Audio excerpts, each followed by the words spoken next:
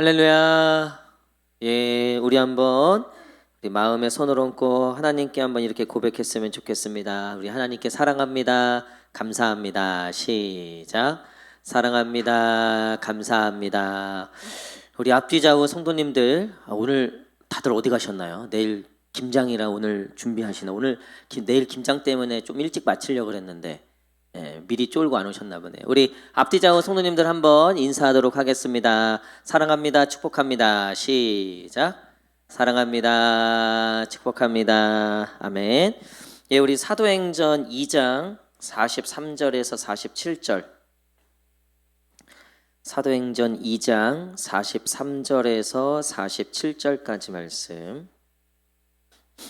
사도행전 2장 43절에서 47절까지 말씀.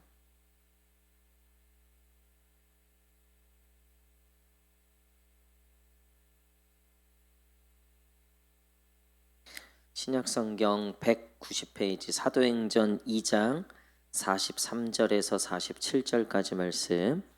우리 다 함께 한 목소리로 읽겠습니다. 시작. 사람마다 두려워하는데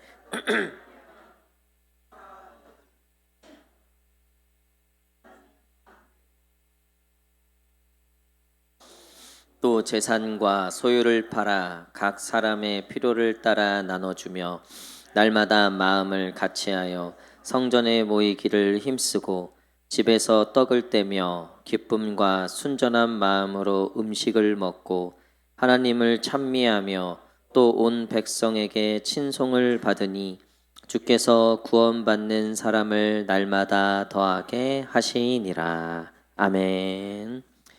예, 오늘은 영성과 삶이라는 제목으로 같이 말씀 나누도록 하겠습니다.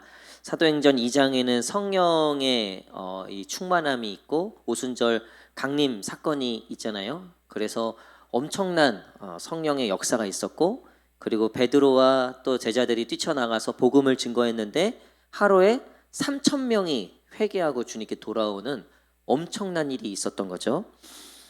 예수님하고 같이 있었을 때도 예수님이 막 죽은 자를 살리고 병을 고치고 오병이어 사건을 막 이런 어떤 엄청난 기적들과 그런 이적들을 경험하니까 제자들이 굉장히 흥분했죠. 그리고 그 예수님을 바라보면서 우리가 이번에는 정말 무슨 일이 나겠다. 어떤 정말 큰 변화가 있을 것 같다. 그동안 우리가 기다렸던 정말 메시아가 확실하다. 그리고서 제자들이 사실은 그 끝에 어떻게 했냐면 결국 예수님을 부인하고 떠나고 다 도망쳤다는 거죠. 굉장한 기적과 역사를 경험했음에도 불구하고 그들의 삶은 하나도 변화가 안 됐다는 거예요. 나중에는 제자들끼리도 서로 싸우잖아요. 누가 더 큰 자리에 올라가야 되냐? 누가 좌의정 우의정을 맡아야 되냐? 너 어디 출신이냐? 너 뭐 좌파야 우파야? 너 어느 동네 출신이야? 너 무슨 파야? 그러니까 결국 예수님의 굉장히 큰 기적과 역사들을 다 경험했지만, 그리고 예수님을 따라다니긴 했지만 사실 그들의 삶은 하나도 변화가 이루어지지 않았다는 거죠. 우리가 신앙생활하면서 가장 절망을 느낄 때가 언제냐면 스스로가 스스로에게 언제 실망하고 절망하고 언제 이 신앙생활에 대해서 회의를 느끼냐면, 내가 왜 하나님의 음성을 듣지 못하지? 나는 왜 방언도 못 받고, 나는 왜 환상도 못 보고, 나는 어떤 이런 영적 체험이 없을까?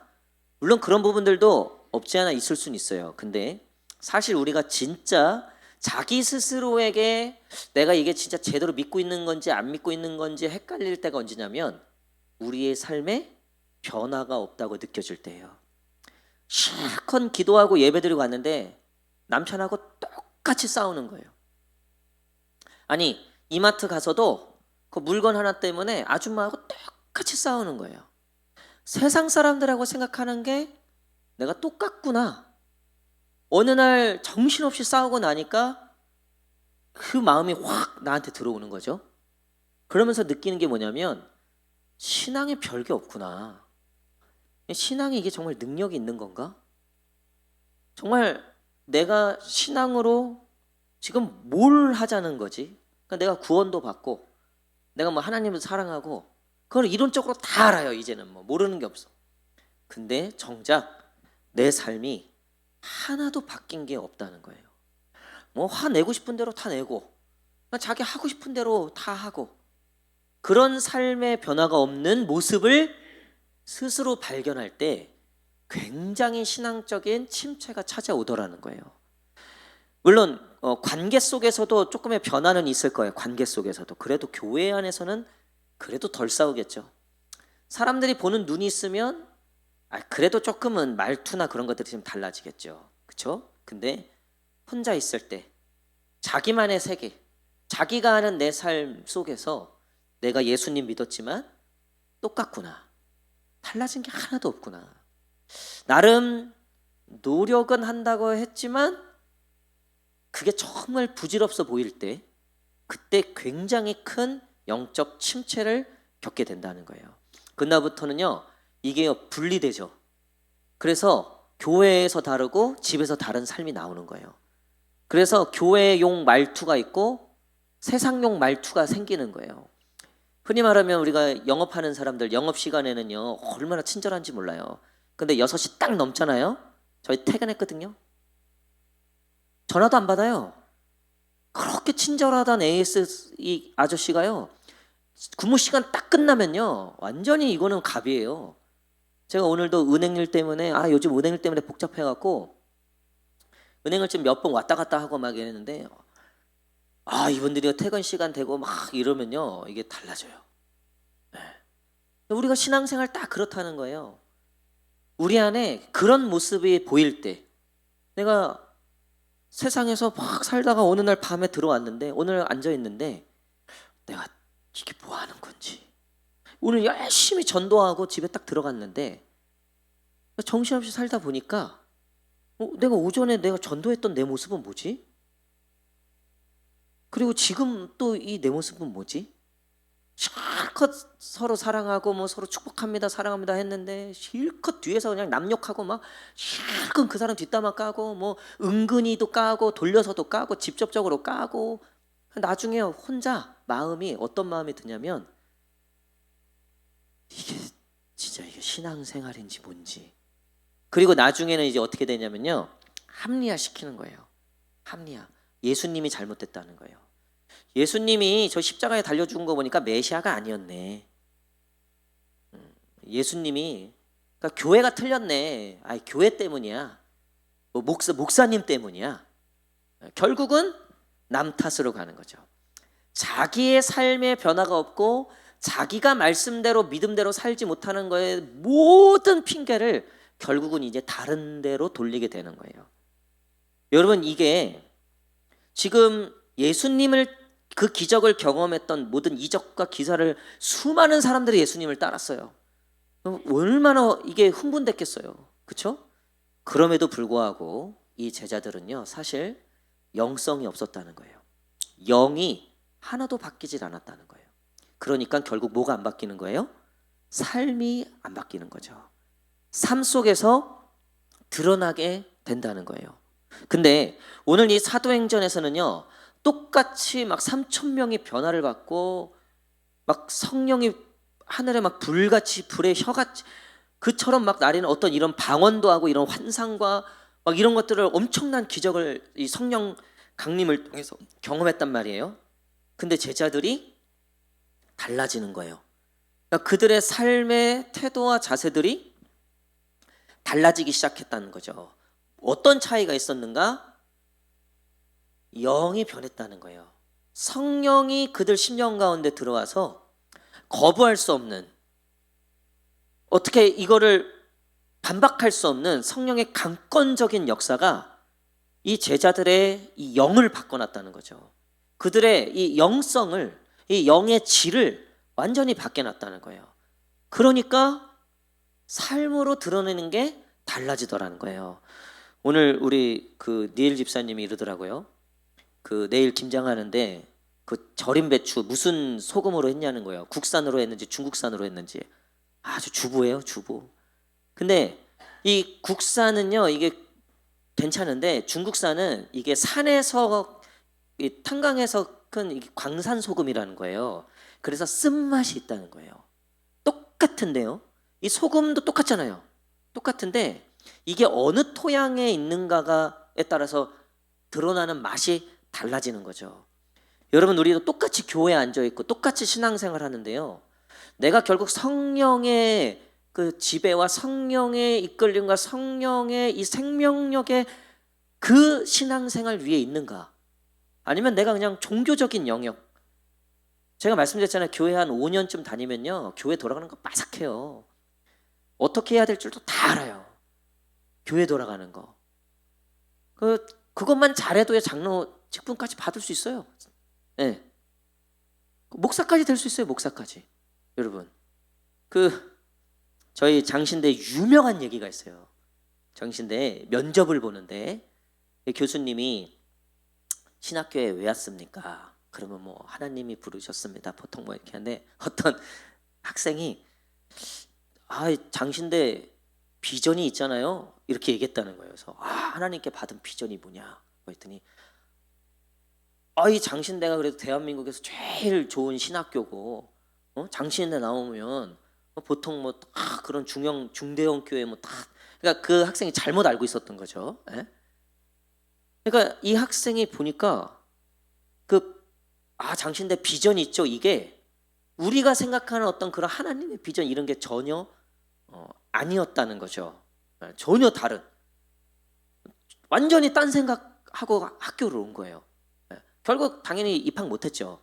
근데 교수님이 이제 그런 얘기들을 저희한테 해주면서 우리가 장신대에 있든 어디에 있든 우리가 그 하나님의 말씀과 영 가운데 있지 않으면 당신들 목사지만 목사가 아닐 수 있다는 거예요. 그냥 신학교 졸업하고 라이센스 받으면 목사인 줄 아는데 그게 목사가 아니라는 거예요. 라이센스가 목사로 세워주는 게 아니라 우리의 영이 하나님 앞에 설 때 그게 진짜 목사가 되고 그게 진짜 장로가 되고 권사가 되고 그런 직분자들이 되는 거죠. 그리고 성도가 되는 거죠. 한국교회 싸우고 발라지고 하는 거 다 난리 부르스 치는 거요. 제가 말씀드렸잖아요. 일반 성도들은 거의 아니에요. 대개 장로님들이나 거의 대개 장로님들이나 아니면 목회자들이에요. 네.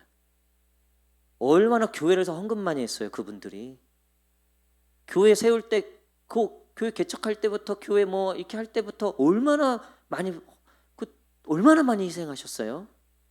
근데 결과값이 왜 그렇게 나오냐면요, 영이 그 영성의 뿌리가 그 믿음의 그 영성의 지금 이 뿌리들이 지금 자기에게 있는 거예요. 자기에게. 이게 하나님께 가 있지 않은 거예요. 그러니까 제자들이 이 성령 충만 받기 전에는요, 예수님 메시아가 중요한 게 아니었어요. 결국 지들이 높은 자리에 앉는 게 중요했다고요. 지들이 꿈꾸고 바라는 게 중요했다고요. 제가 욥기 설교하면서 욥이 결국 이 땅의 것들 가지고서 이 욥과 특히 세 친구가 뭘 실수했냐면 결국 이 땅의 것들을 가지고 믿음을 판단했다는 거예요. 그러니까 너 지금 망하고 병들고 잘못된 거 보니까 너 하나님이 저주하셨다는 거예요. 네가 죄 때문에 하나님한테 이 벌을 받는다는 거죠. 그러니까 그 기준이 뭐예요? 이 땅에 뭔가를 가지고서 그걸 판단했다는 거죠. 그게 잘못됐다고 하나님이 말씀하셨잖아요. 새 친구들이 잘못된 거는 그것 때문이다. 여러분, 우리가 결국은 우리의 눈에 보이진 않지만 우리의 이 영이 지금 어디에 뿌리를 받고 지금 우리의 영이 어디를 향해서 자라가고 있는가, 그게 훨씬 더 중요하다는 거예요. 이 제자들이 성령 충만을 받고 그 영이 완전히 바뀐 거예요. 그 영이 완전히 뒤집어진 거죠, 세상 말로. 그러니까 결과값이 다르게 나오는 거예요. 자, 3,000명이 회개했어요. 엄청난 무리가. 그러니까 예수님이 활동하실 때 비슷한 만큼의 어떤 큰 기적과 역사가 일어난 거예요. 이 제자들이. 그것도 예수님도 안 계시는데 이게 얼마나 흥분되는 일이에요. 그렇죠? 그러면은 야, 베드로 네가 대장이냐, 뭐 요한 네가 대장이냐, 누가 수제자냐, 아니면 또 뭐 이거 3천 명을 어떻게 우리가 요리해야 되냐? 뭐 누가 담임 목사 할래? 뭐 누가 부목사 할래? 뭐 여러 가지. 그러니까 지금까지 복음서에서 봤던 제자들이 그 기적을 경험하고 보여줬던 삶의 모습들은 이런 거였다는 거예요. 근데 그 영이 바뀌니까, 흔히 말하면 그 영성이라는 것이 생기니까 결과값이 완전 달라지는 거예요. 자, 43절 한번 읽겠습니다. 43절 시작.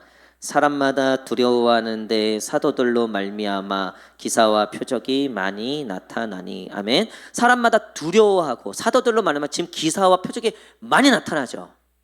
여러분, 그러면 옛날 제자들 같으면 슬금슬금 막 올라온다고요. 슬금슬금 좀 된다 싶으면요, 이게요 달라요.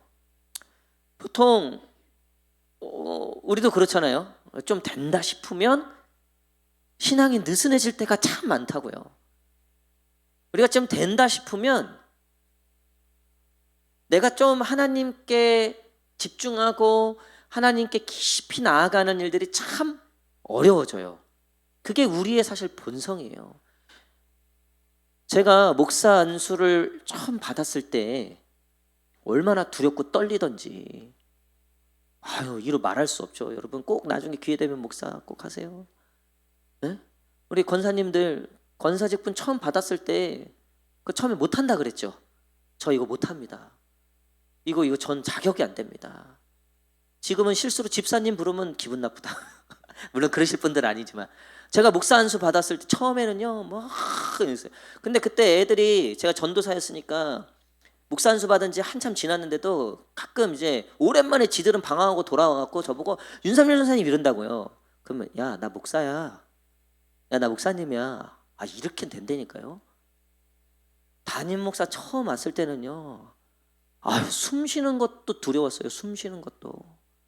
집에요 화장실 불 켜놓는 것도요, 제가 사모한테 여보 이거 우리 성도들 생각하고 교회 생각해야지 하고 불을 막 여기저기 끄고, 난방도 안 했어. 난방도 그때 이거 따수미 그 난방 텐트 치고 교회 생각한다고 난방도 안 했다고요. 할렐루야. 지금은 추워요. 막 엄청 올려요 온도. 여러분, 제가 지금 말씀드리는 게 뭐냐면요, 그러니까 우리의 영성이라고 하는 게 결국 뭔가, 우리가 영성이라고 하는 게 환상을 보고 기적을 보고 무슨 뭐 통변을 하고 예언을 하고, 물론 저는 그런 거에 열려 있는 사람이에요. 제가 뭐 우리 교회에서 그런 것들을 많이 풀진 않지만, 저는 그런 거에 열려 있는 사람이에요. 저는 그런 거에 은사도 있고, 제가 전에 그런 사역들을 통해서 많은 또 열매들을 받고, 근데 어쨌든 그것들을 제가 절대로 간과하거나 무시하진 않아요. 근데 여러분, 그게 영성이 아니에요. 그거는요 현상이에요. 현상. 그거는 성령님이 하시는 일이에요. 내 영성하고는 상관없어요. 여러분, 삼손 보세요. 삼손, 그 인간입니까 그게? 삼손이? 근데 능력은 나타나요. 하나님의 일은 하나님이 하신다고요. 근데 삼손의 영성이 어땠는가? 삼손의 영성이 있었어요. 삼손이 마지막에 한번 그냥 지도지 안 될 것 같으니까 마지막에 그냥 그 죽기 전에 한번 순종한 거예요. 그 전까지는 죄다 불순종이었어요. 영성이라는 건 찾아볼 수가 없는 거예요. 근데 현상은 나타나는 거예요. 성령의 현상들은 나타나는 거예요. 이해되시죠? 여러분, 지금 내가 나한테 나타나는 신앙적, 종교적 현상에 속으시면 안 된다는 거예요. 정말 우리의 영성은 뭐냐면 내 삶이에요. 내 삶이 지금 얼마나 변화되었는가. 할렐루야. 여러분, 재정에 대해서 얼마나 변화가 있으셨습니까? 재정에 대해서. 이거 변화 없이요 영성 있다 얘기할 수 없어요. 여러분, 시간 쓰는 거에 대해서 여기에 변화가 없다? 그 영성 얘기할 수 없는 거예요. 마음만 뭘 해도요 속일 수가 없는 거예요. 이 제자들이 지금 막 기사와 표적이 나타나고 막 엄청난 막 일들이 일어나는 거예요. 그러니까 좀 된 줄 알고 또 옛날 버릇 나와서 누가 담임 목사 하냐 누가 하냐 뭐 이런 식으로 나가지 않고 뭐래요? 자, 44절부터 46절까지 한번 읽겠습니다. 44에서 46절 시작. 통용하고 또 재산과 소유를 팔아 각 사람의 필요를 따라 나눠주며. 자, 일단은 물건, 통용, 재산, 소유. 자, 어떤 거에 변화가 생겼어요? 제가 말씀드렸잖아요. 재정에 대해서 변화가 없으면요, 그 영성에 대해서 얘기할 거 없어요. 제자들은요, 제일 먼저 변한 게 자기 목숨과도 같은 것들을 이제 그것들에 대해서 변화가 일어났다는 거예요. 진짜 성령님이 임하시고 진짜 그 성령님이 그들 가운데 역사하시고 그들의 이 영성, 흔히 말하면 이 영성이라는 게 생기다 보니까 그 삶에서 변화가 일어나는데, 분명하게 변화가 일어나는 건 그들에게 가장 귀했던 거, 소중했던 거, 목숨과도 같았던 거, 그들이 가장 추구했던 거, 그것들에서부터 먼저 변화가 일어나더라는 거예요. 그래서 그들이 재산과 소유를 팔아 각 사람의 필요를 따라 나눠주며. 자, 46절 시작. 날마다 힘쓰고. 자, 성전에 모이기를 힘쓰고. 그들의 시간이 달라졌다는 거예요. 시간이. 여러분, 이게 영성이라는 거예요. 그들의 쓰는 시간의 내용이 달라진 거예요.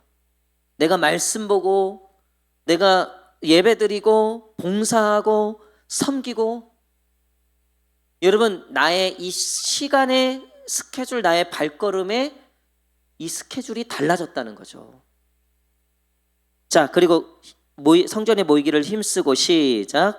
집에서 떡을 떼며 기쁨과 순전한 마음으로 음식을 먹고. 자, 여기서 집에서 떡을 뗀다, 기쁨과 순전한 마음으로 음식을 먹고, 여기서 이 집에서라는 단어, 이게 두 가지 의미예요. 첫 번째는 그 믿음의 사람들이 당신 교회가 없었기 때문에 한 성도의 어떤 가정에서 모였다는 거예요.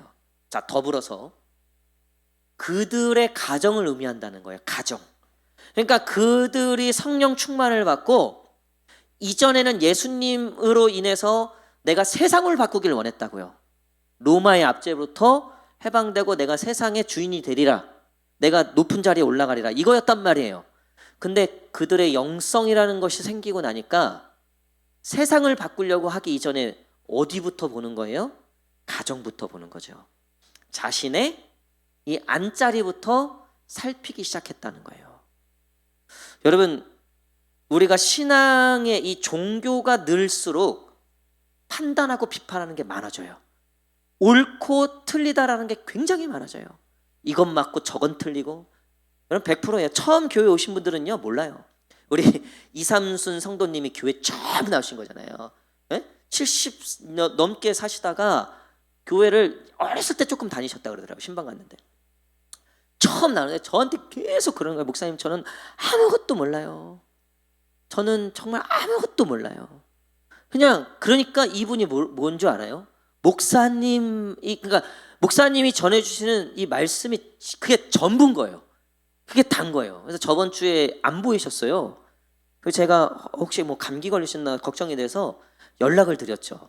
연락을 드리니까 목사님 뭐 딸이 좀 뭐 아파서 하여튼 거기 이제 다녀오셨다는 거면서 마치 엄청난 큰 잘못을 저지르는 것처럼 막, 목사님 어떡하냐고, 자기가 주일 빠졌는데 그러면 안 되는 거죠.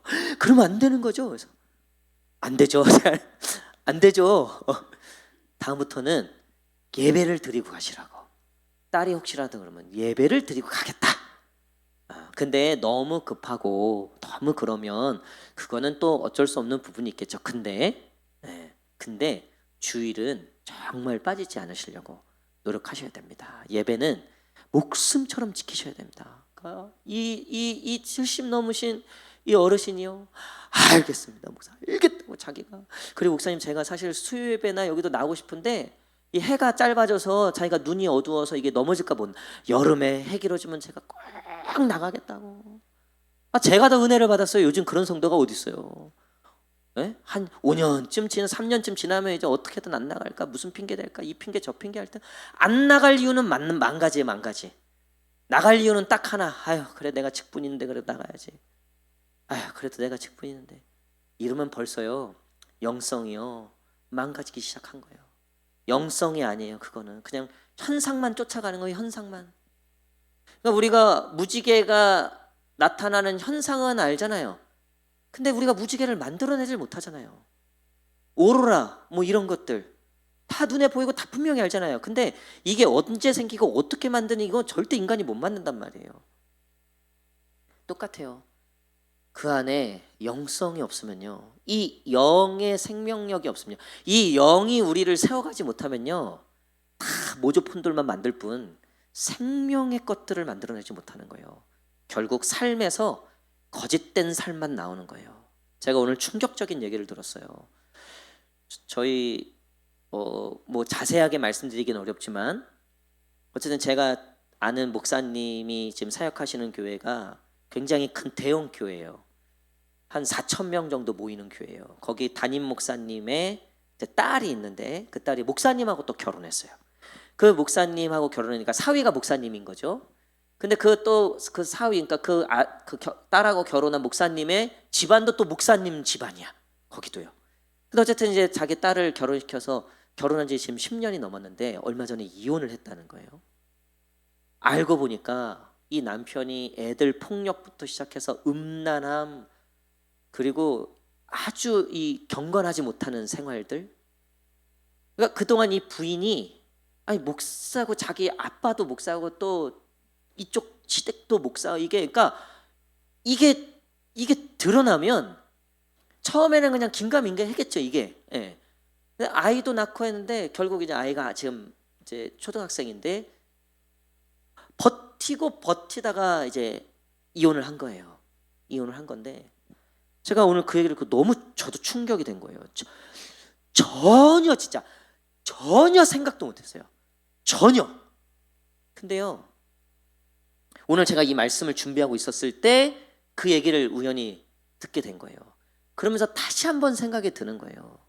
아, 이게 영성이 아니라 그냥 현상만 가지고, 그러니까 종교적인 이 종교성만 가지고 이 신앙생활을 하는 것이 무엇인지. 여러분 그렇게 그 9년 10년의 결혼생활 동안, 물론 결혼하기 전에 뭐 어떤 사정이 있었다고 쳐요. 근데 결혼하고 나서 어쨌든 이 부부가 교회를, 목사 부부 아니에요. 그럼 사모 아니에요. 교회에서 부목사로 사역하면서 어쨌든 예배도 했을 거고 설교도 했을 거고 기도도 인도했을 다 했을 거 아니에요. 근데도요 영이 바뀌질 않은 거예요. 삶에서 썩은 것들이 올라오는 거예요. 죽은 것들이 올라오는 거예요. 결국 열매들이 다 요번에 뭐 무농사가 이게 다 요번에 올해는 좀 망쳤다 그러더라고요. 이게 물 먹고 뭐 병 걸리고 이런 게 올라오는 거예요. 결국은 삶에서. 그러니까 어느 날 내가 정신없이 남 욕을 하고 있는 거예요. 성도 욕을 하고 있는 거예요. 정신없이 미워하고 있는 거예요. 내가 막 제어가 안 되는 거예요. 제어가. 그러면서도 대표기도 하고 찬양 인도하고 교육자로서 목사로서 활동을 하고 있는 거예요. 정말 위험한 상태인 거. 그러다가 예수님 떠나는 거예요. 제자들이 들은 거예요.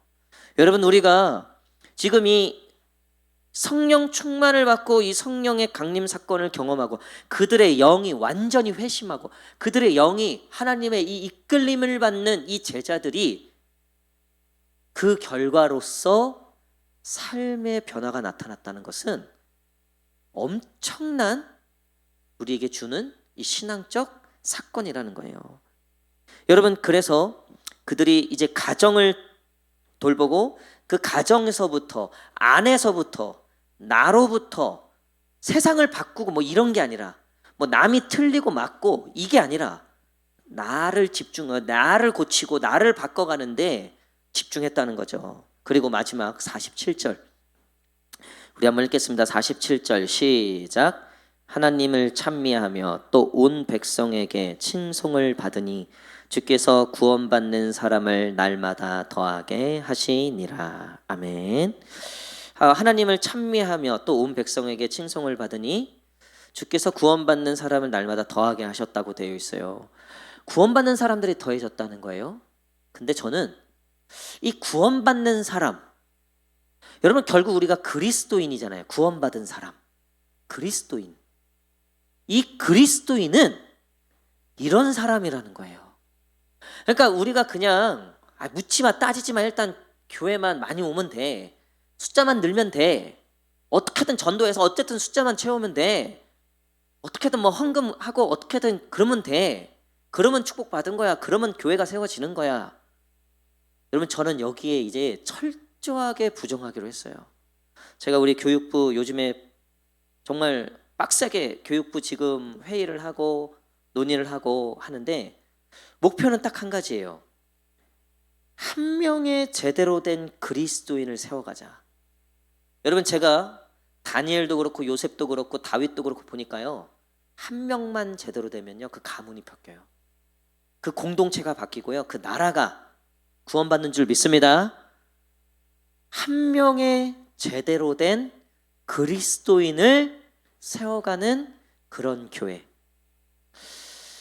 뭐 기적적으로 하나님의 이런 성령의 정말 이런 이 오순절 강림 사건과 같은 이런 역사들이 우리 가운데 있을지어다. 그러면요 제가 보니까 한 1000년 이상으로는 그러면 가능성 있어요. 네. 저는 못해요. 안 변해요. 네. 그건 성령님께서 하셔야 돼요. 제가 보니까 이 제자들 보세요. 예수님도 못했어요. 못한 건 아니죠. 예수님이 이 의미를 알아들으세요. 근데 이 제자들은요 성령을 받고 나서 변한 거예요. 네. 그래서 내년에 저희 교회 주제를 주의 영으로 세워지는 교회로 정했어요. 주의 영으로. 답 없어요. 제가 보니까 주의 영이 역사하셔야 돼요. 우리 한번 마음에 손을 얹고 한번 이렇게 고백합시다. 나는 주의 영이 역사해야 한다. 시작. 할렐루야. 정답이죠? 나도 내가 안 돼요. 나를 내가 어떻게 바꿔요? 절대 못 바꿔요. 그 성질머리 어떻게 바꿔요? 그 고집 어떻게 바꿔요? 그거 못 바꿔요. 그러니까 나는 주의 영이 바꾸셔야 돼요. 근데 물론 전체적으로는 주의 영이 바꾸셔야죠. 근데 이 유아 유치부부터 시작되는 이 아이들, 그러니까 나중에 구원받는 사람이 날마다 더해지는데 여러분 이 제자들이 그 구원받는 사람들에게 당신이 만난 예수 그리스도, 당신이 만난 신앙의 이야기들을 전해줬을 거 아니에요. 이 쌔뱅이들에게 전해줬을 거 아니에요. 그들에게 무엇을 가르치고 무엇을 전했는가. 그게 이 뒤에 이 사도행전 뒤부터 로마서부터 이 서신서에 그게 다 그 내용이에요. 주의 말씀을 가리킨 거예요. 세상의 것 그 어떤 것이 아닌 주의 말씀을 가리킨 거예요. 그게 바로 영성인 거죠. 그게 바로 성령의 말씀, 곧 이 주의 말씀을 한 구원받는 영혼에게 한 명의 제대로 된 구원받는 그리스도인을 세워갈 때 그들에게 필요한 것이 바로 이 말씀이었다는 거예요. 그래서 우리 다음 세대 유아유치부, 아동부, 청소년부 여기는 주의 영에게 또 맡기지만 또 믿음의 어미 아비인 우리가 이 아이들을 정말 성령 안에서 믿음 안에서 말씀 안에서 잘 세워가줘야 된다는 거예요. 그건 우리에게 정말 맡기신 거예요. 제가 보니까 이제 딱 20살 넘어가면요 고등학교 딱 이제 원지 이제 고등학교 딱 졸업하잖아요. 이거 감당하기 어려워요. 그건 정말 주의 영이 하셔야 돼요. 우리도 당연히 노력해야죠. 우리도. 근데 여러분 이 다음 세대는 우리가 아직까진 그래도 좀 우리 손아귀에서 조금은 붙잡을 수 있는 아직 우리의 손이 필요한 그 시기잖아요. 이때 정말 잘 세워가야 되겠다. 그래서 제가 지금 딴 위원회는 먼저 모이지도 않고 있어요. 지금 이 교육위원회부터 우리 교회는 앞으로 30주년인데 내년이 40주년이 있으려면요 다음 세대가 안 살면 안 돼요. 다음 세대가 안 살면 우리 권사님들 은퇴 못해요. 어떻게 해요? 은퇴 못해요. 다음 세대가 살아요. 그래서 이 다음 세대의 교육부를 일단 정말 이렇게 잘 세우고 일단 가자.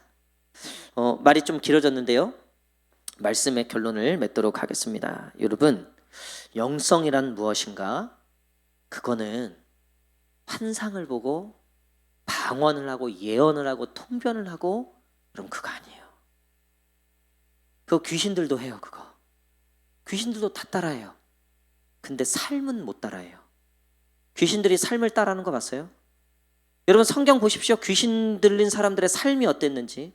다 더러웠어요. 죄가 이글이글거렸다고요. 제어를 못하는, 삶의 제어를 못하는 거예요. 막 쇠사슬을 차고 막 그 부모가 그 귀신 들린 아들을 쇠사슬을 차서라도 못 움직이겠지만 제발 여기 좀 붙어 있으라고, 교회 붙어 있으라고 해도 그거 뚫고 나가는 거예요. 절대 삶은 속일 수 없어요. 귀신이 다 따라해도요, 삶은 못 따라해요.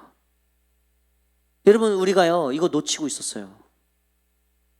정말 우리가 집중해야 되는 건 진짜 영성이란 삶이었다는 거예요.